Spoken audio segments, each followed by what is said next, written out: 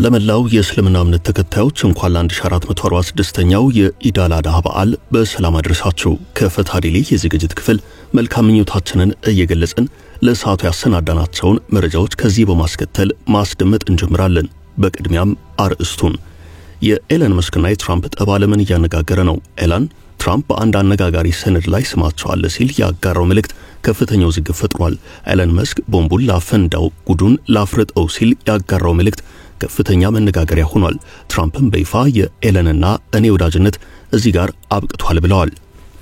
የኢትዮጵያ መንግስት ኢትዮጵያ ከጎረቤት ሀገራት ጋር የምትዋሰንባቸውን ድንበሮች ለማካለል ዝግጅት እያደረገ መሆኑ ተሰምቷል። የኤርትራንና የሌሎች ሀገራት ጉዳይ ወደ ፍርድ ቤት ሊያመራ ነው። በርካታ የህግ ባለሙያዎችና የሰብአዊ መብት ተቋማት በዚህ ጉዳይ ዙሪያ ምክክር ጀምረዋል። ጠቅላይ ሚኒስትር አብይ አህመድ የደሞዝ ጭማሪ ጥያቄው እኔንም ይመለከተኛል ብለዋል። አቶ ጀዋር መሐመድ ደግሞ የነገር ስለኔ ነው ሲሉ በደሞዝ እና በፔሮል ጉዳይ የሰጡት ሐሳብ አለ። በኦሮሚያ ክልል አርሲ ዞን በተሰነዘረ ጥቃት ካኑን ጨምሮ በርካታ ንጹሃን ሰዎች ተገድለዋል። ይህንን አሳዛኝ ክስተት እየተመለከተ ጥር ያለ ዘገባ አለን። በእስራኤል ሐማስ ጦርነት ትውልደ ኢትዮጵያዊ ወታደር መገደሉ ተሰምቷል። ግድያውን በተመለከተ የእስራኤሉ ጠቅላይ ሚኒስትር ቤንያሚን ኔታንያሁ ያሉት ነገር አለ። የትራምፕ አስተዳደር ከሃርቫርድ ጋር የገጠመው ውዝግብ ለኢትዮጵያ ተማሪዎች ዳፋው ደርሷል። በኮሌጁ አመልክተው ተቀባይነት ያገኙ ኢትዮጵያውያን ተማሪዎች የትራምፕ አስተዳደር እገዳ የወደፊት ህልማቸው ላይ ጥላ አጥልቷል። እነዚህ የሰዓቱ አዳዲስ መረጃዎች ናቸው። እስከ ፍጻሜው ከኛ ጋር ከቆያችሁ ሁሉንም እንደየቅደም ተከተላቸው አንድ በአንድ እንነግራችኋለን። በማይታመን ዋጋ መሃል አዲስ አበባ ላይ ካሉበት ሆኖ ቤት ይግዙ። ከዲያስፖራ መንደር ዲኤምሲ ሪል ስቴት ቀድሞ ለመጡ 20 ሰዎች 30% ቅናሽ አዘጋጅተናል። 8% ብቻ ከፍለው ቀሪውን በግንባታ ሂደት ይከፍላሉ። 60% የባንክ ብድርም ተመቻችቶሎታል። የትም ሀገር ሆነው ቢገዙ በ3 ቀን በዲኤችኤል ካሉበት እናደርሳለን። ከስቱዲዮ እስከ ባለ 4 መኝታ ከ431 ሺህ ቅድመ ክፍያ ጀምሮ እንዲሁም የንግድ ሱቆችን አዘጋጅተናል። በ65 ሺህ ካሬ ሜትር ላይ ያረፉትና በአልሙኒየም ፎርም ቴክኖሎጂ የተገነቡት አፓርትመንቶቻችን ከሊፍት እስከ መዋኛ ገንዳ ያሟሉ ናቸው። ለመጨረሻው ህንጻ በቅናሽ ዋጋ ይሻሙ። ስልክ 0980495176 0910034497 ይደውሉ። ዲኤምሲ።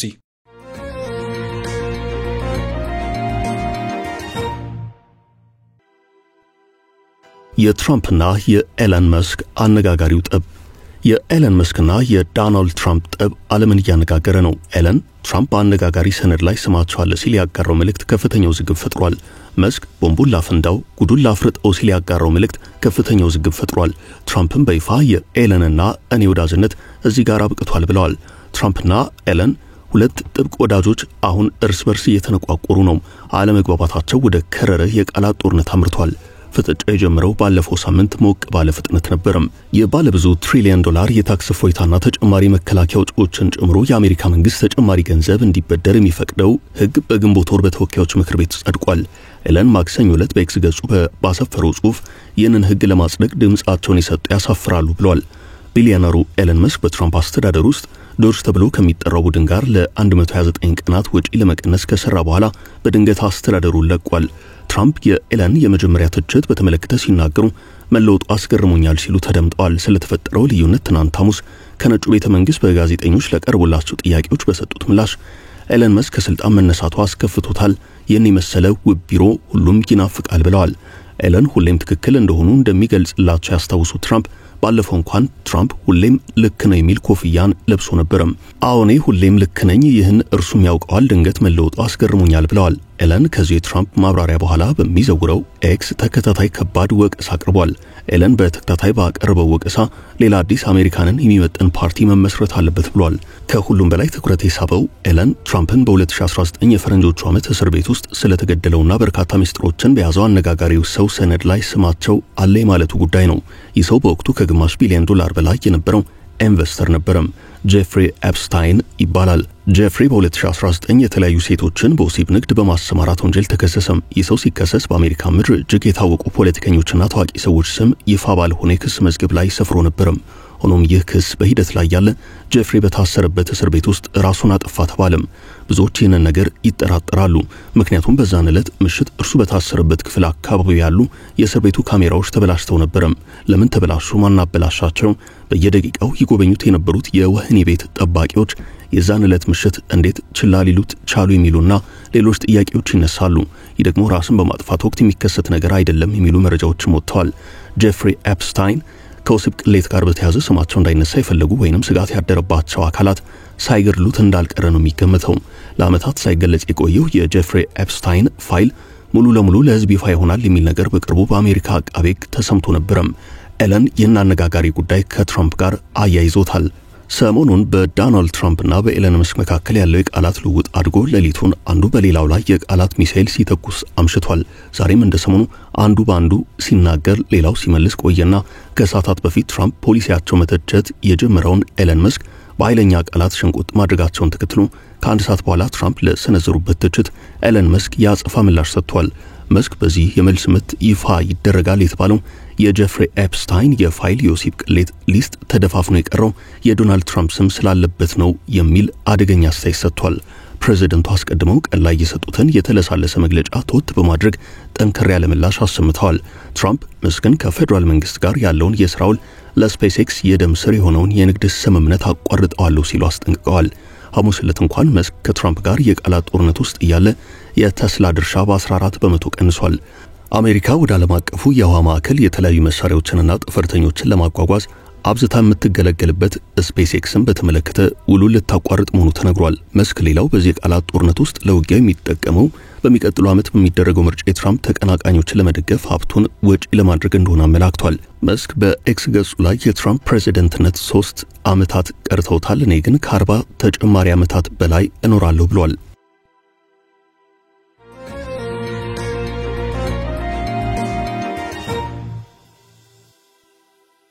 እኔም ጥያቄ ያለኝ ጠቅላይ ሚኒስትር አብይ አህመድ እኔን ሳይሆን አይቀርም ፖለቲከኛ ጀዋር መሐመድ።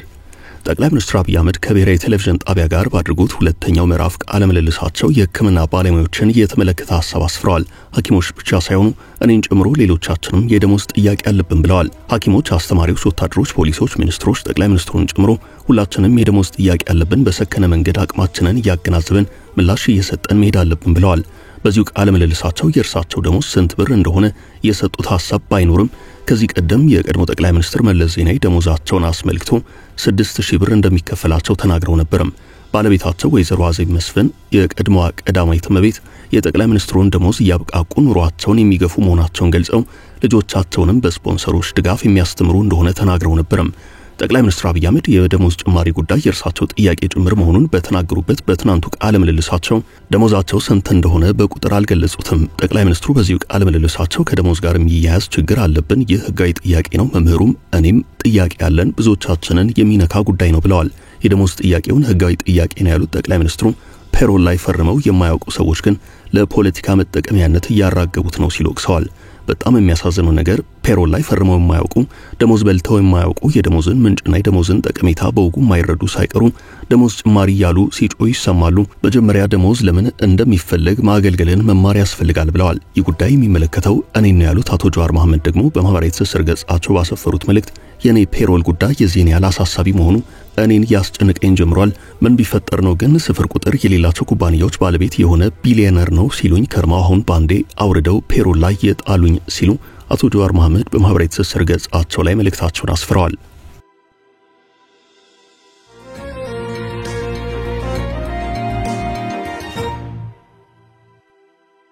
በድንገተኛ ጥቃት ካህኑ ተገደሉ። በኦሮሚያ ክልል አርሲ ዞን በተሰነዘረ ጥቃት ካህንን ጨምሮ በርካታ ንጹሃን መገደላቸው ተሰምቷል። በአርሲ ዞን ጀጆ ወረዳ ልዩ ቦታው አንጎቼ አርቦዬ ከተማ ባለወልድ ቤተክርስቲያን አካባቢ የደብሩን ኃላፊ ካህን ጨምሮ 3 ሰዎች ሲገደሉ 2 መቁሰላቸውን የሟች ቤተሰቦች ተናግረዋል። የሟች ካህን ቤተሰብ ለአንድ የሀገር ውስጥ የዜና ምንጭ በሰጡት ቃል ረቡዕ 11 ሰዓት ከአርቦዬ ገበያ ውለው ሲመለሱ ቤት ገባ ብለው እንደወጡ ነው ከቤት አውጥተው ካህኑን ይዘዋቸው መኪና መንገድ ዳር የገደሏቸው ብለዋል። አንደኛውን በሩ ላይ ነው የገደሉት፣ አንደኛውን ከብቶቹን ሲነዱበት ከብቶቹን ተውልኝ ሲል እዛው ነው የገደሉት ብለዋል። ሟቹ ካህን ናቸው ቀሲስ ተስፋ አለው ይባላሉ። የገዳዮቹ ማንነት በተመለከተ ሸኔ ናቸው ሲሉ የዓይን እማኞች ተናግረዋል። ሟቾቹ ልጆች እንዳሏቸው ካህኑም የአንጎቼ ቅዱስ ባለወልድ ቤተክርስቲያን አገልጋይ የ2 ወንዶችና 3 ሴቶች ልጆች አባት እንደነበሩ ታውቋል። ከ2 ሳምንታት በፊት በተመሳሳይ አንድ ጥቃት ተፈጽሞ ነበር ተብሏል። በወቅቱም አንዲት ሴት ስትገደል 5 ልጆች ታግተው ተወስደዋል። አጋቾቹ 5ቱን ታጋቾች ገንዘብ እየተቀበሉ እንደመለሷቸው የተነገረ ሲሆን ገዳዮቹ ትናንትም 3ቱን ሰዎች ከገደሏቸው በኋላ መከላከያ ገብቶ ወዲያው ለቅቀው ወጥተዋል። እነርሱ ከወጡ በኋላ ሌሊት 6 ሰዓት ተመልሰው ከብትም ገንዘብም ሰውም ወስደዋል ሲሉ የዓይን እማኞች ተናግረዋል። አንድ ስማቸው እንዲገለጽ ያልፈለጉ የአካባቢው ነዋሪ ከአዳማ ወጣ ብሎ አርቦዬ የምትባል ከተማ አለች፣ እዛ መስመር ላይ ካህን አባትና ሌሎች ሰዎች ተገድለዋል ሲሉ ተናግረዋል።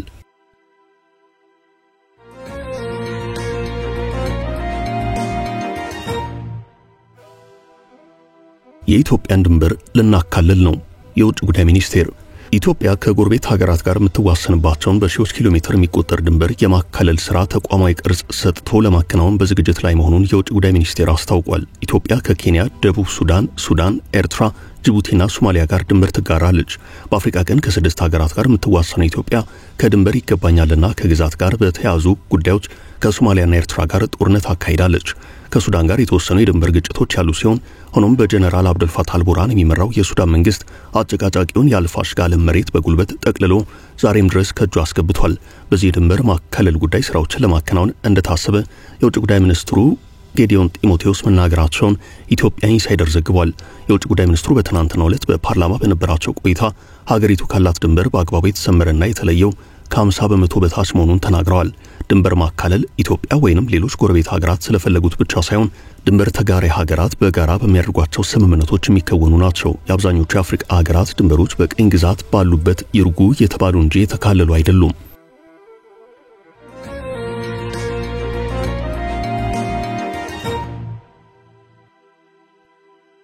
የኤርትራ ጉዳይ ወደ ፍርድ ቤት ሊያመራ ነው። የኤርትራና የሌሎች ሀገራት ጉዳይ ወደ ፍርድ ቤት የሚሄድበት ሁናቴ ሊፈጠር እንደሚችል ስፔክትረም ኒውስ ባሰራጨው ዘገባ መላክቷል። ጉዳዩ ፕሬዚደንት ዶናልድ ትራምፕ ኤርትራን ጨምሮ የበርካታ ሀገራት ዜጎች ሙሉ ለሙሉ በከፊል ወደ አሜሪካ እንዳይገቡ ከሚከለክለው ፕሬዚደንታዊ ትዕዛዝ ጋር የተያዘ ነው። በመጪው ሰኞ ተግባራዊ ይሆናል ከተባለው ከዚሁ የዜጎች ወደ አሜሪካ መግባት የለባቸውም ከሚለው እገዳ ጋር በተያያዘ ተቃውሞና ትችት እየተሰማ ነው። የኤርትራ ዜጎች ሙሉ ለሙሉ ወደ አሜሪካ እንዳይገቡ ከታገዱት መካከል ይመደባሉ። የአፍሪካ ህብረት እንደዚህ አይነቱ እርምጃ በሀገራት መካከል ያለውን ግንኙነት ያበላሻል ብሏል። የሰብአዊ መብት ተሟጋች ተቋማት የጉዞ እገዳውን አጥብቀው እየተቹ ነው። አሁን ያለውን ሁናቴ በተመለከተ ይኸው እገዳ በመጪው ሰኞ የሚተገበር መሆኑ የታወቀ ሲሆን ብዙ ትርምስ ሊፈጥር ይችላል ተብሏል። ትራምፕ ከሚወስኗቸው ፕሬዚደንታዊ ውሳኔዎች አንጻር አንዳንዶቹ ወደ ፍርድ ቤት ሄደው ይታገዳሉ፣ ይቀጥሉ ተብለው የጽኑም አሉ። ገና ጉዳያቸው በህግ ሂደት ላይ በእንጥልጥል የከረመም አሉ። ያሁኑ የ19 ዜጎችን ሙሉ ለሙሉና የከፊል ወደ አሜሪካ አትገቡም ውሳኔ በተመለከተ ጉዳዩን ወደ ፍርድ ቤት ለመውሰድ የታሰበ መሆኑን በዚያው በአሜሪካ የሂዩማን ራይትስ ፈርስት ድርጅት ዋና ዳይሬክተርና የስደተኞች ጉዳይ ተሟጋች ሮቢን በርናርድን ዋቢ አድርገው ስፔክትረም የዘገባ ምንጭ አመላክቷል። ሌጋል ኤድ ሶሳይቲ ይህንኑ ጉዳይ ወደ ፍርድ ቤት ወስጄ ትራምፕን እገዳ ቀሪ እንዲሆን ለማድረግ ስራ ጀምሬያለሁ ብሏል። የአፍጋኒስታን፣ የማይንማር፣ የቻድ፣ የኮንጎ ሪፐብሊክ፣ የኢኳቶሪያል ጊኒ፣ የቻድ፣ የሃይቲ፣ የኢራን፣ የሊቢያ፣ የሶማሊያ፣ የሱዳንና የየመን ዜጎች ሙሉ ለሙሉ በትራምፕ የእገዳ ትዕዛዝ ውስጥ ሲወድቁ የቡሩንዲ፣ የኪዩባ፣ የሴራሊዮን፣ የቶጎ፣ የቱርክሜኒስታን፣ የቬንዙዌላ ዜጎች ደግሞ የከፊል እገዳው ሰለባ ናቸው። የጉዞ እገዳው ከመጪው ሰኞ ሰኔ 1 ቀን 2017 ሌሊት 6 ሰዓት አንስቶ ገቢር የሚደረግ ነው። ለዚህ የጉዞ እገዳ ምክንያት ተብሎ የተጠቀሰ በርካታ ጉዳይ አለ። አንዱና ዋነኛው ለአሜሪካ ደህንነትና ጸጥታ ሲባል ነው ተብሏል።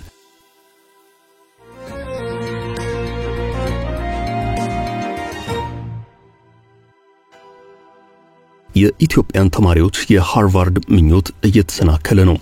የትራምፕ አስተዳደር ከሃርቫርድ ጋር የገጠመው ውዝግብ ለኢትዮጵያን ተማሪዎች ዳፋው ደርሷል። በኮሌጁ አመልክተው ተቀባይነት ያገኙ ኢትዮጵያን ተማሪዎች የትራምፕ አስተዳደር እገዳ የወደፊት ህልማቸው ላይ ጥላ አጥልቷል።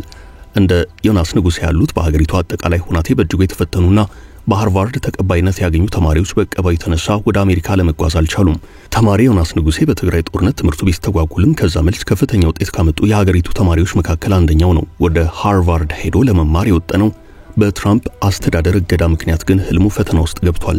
ተማሪ ዮናስ የሃርቫርድና የነጩ ቤተ መንግስት ውዝግብ በአንክሮ ከሚከታተሉት ኢትዮጵያን ተማሪዎች መካከል አንደኛው ነው። የትራምፕ አስተዳደር ለሃርቫርድ ዩኒቨርሲቲ የሚሰጠውን ፈንድ በቢሊዮኖች ከመቅበጥ አልፎ ከዓለም ሀገራት በውጤታቸው የላቁ ተማሪዎችን እንዳይቀበል የተቀበላቸውንም ወደ ሌላ ትምህርት ተቋማት አሊያም ወደ ሌላ ሀገር እንዲሄዱ ትዕዛዝ አውጥቷል።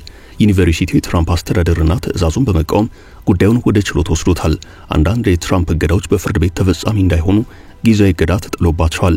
የትራምፕ አስተዳደር በችሎት ውሳኔ ላይ አቤቱታ በማቅረብ ብይኑን በሌላ ችሎት እንዲታይ ያደረገ ይገኛል።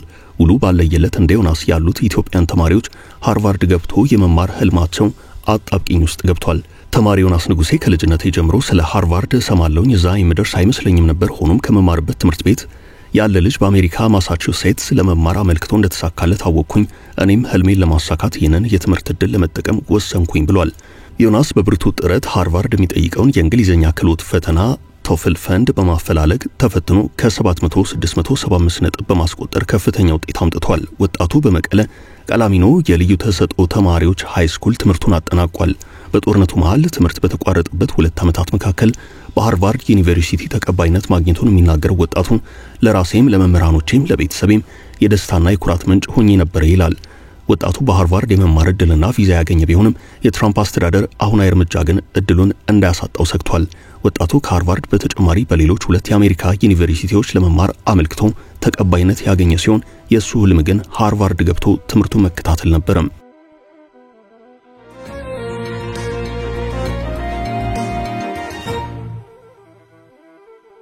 የኢትዮጵያዊ ወታደር ግድያና ኔታንያሁ በእስራኤል ሐማስ ጦርነት ትውልደ ኢትዮጵያዊ ወታደር መገደሉ ተሰምቷል። በሰሜናዊ ጋዛ የተገደለው ኢትዮጵያዊ ወታደር የቀብር ስነ ስርዓቱ ተፈጽሟል። ኦፌክ ብርሃኔ የተባለው የወታደር የእስራኤል መከላከያ ሰራዊት አባል ሲሆን ከትናንት በስቲያ በሰሜናዊ ጋዛ በደረሰው ፍንዳታ ከተገደሉት 3 ወታደሮች መካከል አንደኛው ነው።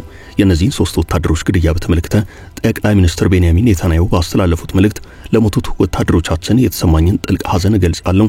ለቤተሰቦቻቸው መናገር የምፈልገው እነዚህ ልጆች የሞቱት እንደሌላው ከሐማስ ጋር በሚደረግ ጦርነት አይደለም፣ ይልቁንም ታጋቾቻችንን ለማስለቀቅና ጋዛ ከዚህ በኋላ እስራኤል ስጋት እንደማይሆን ለማረጋገጥ በሚደረግ ፍልሚያ ነው ብለዋል።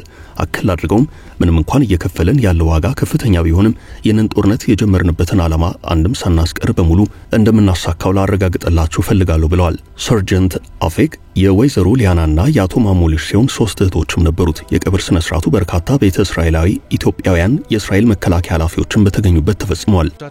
ለዛሬ ያዝንላችሁ ርዕሰ ጉዳዮች እዚህ ላይ ቋጨን። ላይክ፣ ሼር እና ኮሜንት በማድረግ ለቻናላችን ድጋፋችሁን መግለጽ እንዳትዘነጉ እያልን ከሌሎች መረጃዎች ጋር ደግመን እስክንገናኝ ቸር ያሰማን ስንል ተሰናበትን።